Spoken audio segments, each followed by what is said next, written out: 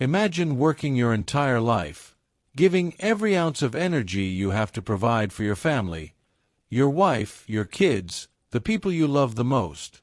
You sacrifice your dreams, your health, and sometimes even your happiness, just so they can live a life better than you ever had. Now imagine, after all those years, when your body is tired and your health isn't what it used to be, the very same family you broke your back for turns their back on you. Hi, my name is Richard Hayes, and this is my story. I was born and raised in Ohio, in a working-class neighborhood. My parents weren't wealthy. We barely scraped by most months. My father worked in a factory, and my mom picked up part-time jobs cleaning houses. Growing up, I promised myself that when I had a family, I would make sure they never had to worry about money the way we did. So when I graduated high school in the late 70s, I went straight into work. College wasn't an option for me. We couldn't afford it. Instead, I picked up jobs wherever I could, construction, warehouse work, eventually landing a steady job as a mechanic at a local plant. It wasn't glamorous. My hands were always greasy, my back ached every night, and winters were brutal on the floor of that factory. But it was honest work, and it paid the bills. Life changed when I met Susan. She was beautiful, smart, and she believed in me even when I didn't believe in myself. We got married young. I was 24, she was 22, and soon after, we had our first child, Michael. I'll never forget the day he was born. Holding him in my arms, I made a silent promise, I'll give you the life I never had. And that became my mission. We had 2 more kids over the years, Jessica and Daniel. With each child, my determination grew stronger. I worked double shifts, took on overtime, even picked up side jobs fixing cars in my garage just to make sure there was food on the table and clothes on their backs. Vacations. We couldn't afford them. New clothes for me? Forget it. Every dollar I earned went to the kids, school supplies, braces, summer camps, eventually college savings. And you know what? I didn't mind. Every time I saw their faces light up on Christmas morning, every time I watched them walk into school with new sneakers, I thought, this is worth it. By the 90s, things were finally looking up. After nearly 2 decades at the plant, I was promoted to supervisor. The pay wasn't amazing, but it was steady, and it gave us benefits, health insurance, retirement savings, all the things I never thought I'd have. Susan was proud. The kids had opportunities one never dreamed of. Michael was the first in our family to go to college. Jessica followed soon after, then Daniel. Watching them walk across those graduation stages was one of the proudest moments of my life. I thought, this is it. This is the American dream. I worked hard, sacrificed, and now my family is set. I used to picture retirement as this peaceful season of life.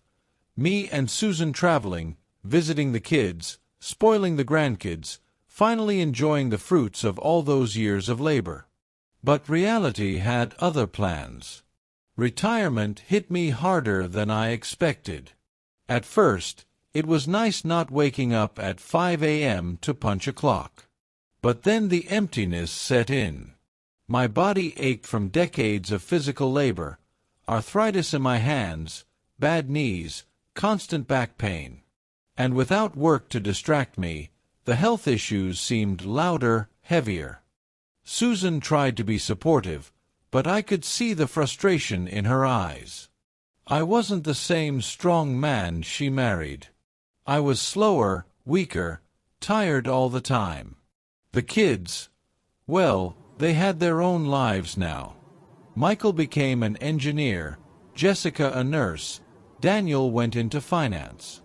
They all moved out of state, chasing careers and opportunities. And while I was proud of them, I couldn't shake the loneliness. I'd call, but conversations were short. "Sorry, Dad, busy at work." Holidays became less frequent. Even when they visited, it felt rushed, like they were doing it out of obligation, not love. The breaking point came on my 65th birthday. I was sitting at home, cake on the table, waiting for phone calls from my kids. Hours passed. Only Jessica called, late at night, after I texted her first. I looked at Susan, tears welling in my eyes, and asked, "Did I do something wrong? Did I fail them somehow?" She squeezed my hand, but she didn't have an answer. Days turned into weeks, weeks into months. I became invisible. The man who sacrificed everything, who worked 40 years to give them stability, was now just a burden. When my health got worse, doctor visits, medications, bills, I thought my family would rally around me. But instead, I heard excuses. "Sorry, Dad, flights are expensive. Work's been crazy, I can't take time off. We'll visit soon." Soon never came. I spent a lot of nights sitting in my recliner, staring at old photo albums. Pictures of Christmas mornings, birthday parties, family road trips. Back then, I thought those moments would bind us forever. But now, I realized something painful. Sacrifice doesn't guarantee gratitude. Love doesn't always get repaid.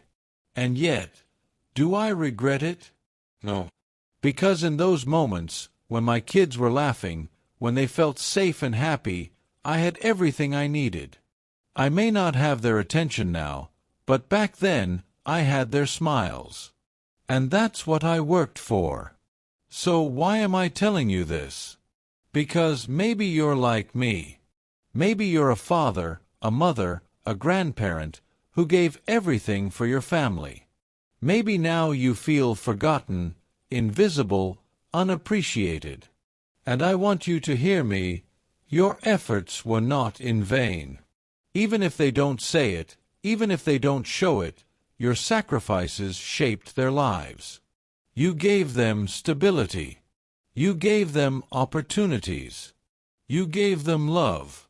And if you're younger, if you're watching this as someone whose parents or grandparents worked their fingers to the bone for you, don't wait. Call them. Visit them. Show them the gratitude they deserve before it's too late. Because one day, they won't be there to answer the phone. I may be older now. My body may be tired. My phone may not ring as much as I'd like. But I know this. I kept my promise. I gave my kids the life I never had. I built something out of nothing. I may not have their attention, but I'll always have the quiet pride of knowing I did my best. And that is enough. Pause.